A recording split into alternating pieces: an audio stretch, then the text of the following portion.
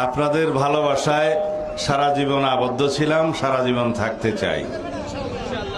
আপনাদের খেদমত করার সুযোগ আল্লাহ রাব্বুল আলামিন যদি দেন, তাহলে এটাই হবে আমার জন্য জীবনের সবচেয়ে বড় পাওয়া। জীবনের শেষ মুহূর্ত পর্যন্ত এই দেশের মানুষের সেবা করার তৌফিক আল্লাহ রাব্বুল আলামিন প্রদান করুন, এই মোনাজাত করি।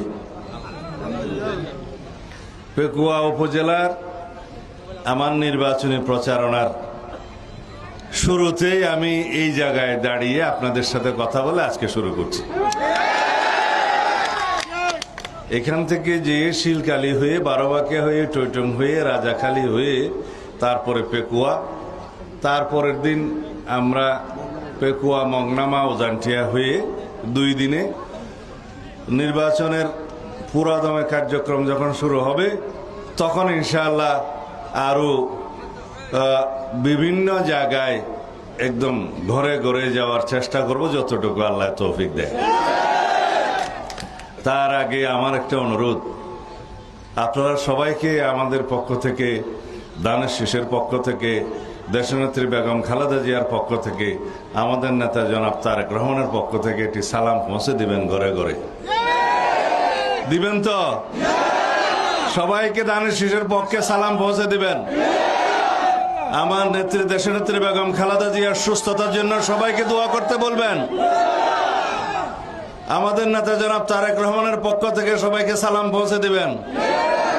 2 নম্বর, আমাদের জন্য সবাইকে দোয়া করতে বলবেন। আমরা সবার দোয়া প্রার্থনা করছি। 3 নম্বর, দানের শীষের পক্ষে একটা ভোট প্রার্থনা করবেন। 2 হাত তুলে ইনশাআল্লাহ। এই দেশের মাটি, এই দেশের মানুষ আমার প্রাণের মধ্যে। আপনারা জানেন ইনশাআল্লাহ আগামীতে জনগণের সমর্থনে, আল্লাহ রাব্বুল আলামিনের অশেষ রহমতে যদি বিএনপি রাষ্ট্র পরিচালনার দায়িত্বপ্রাপ্ত হয়, সরকার গঠন করে, তাহলে এই পেকুয়া চকরিয়া যত যা কিছু উন্নয়ন আছে ইনশাআল্লাহ ভরপুর উন্নয়ন হবে।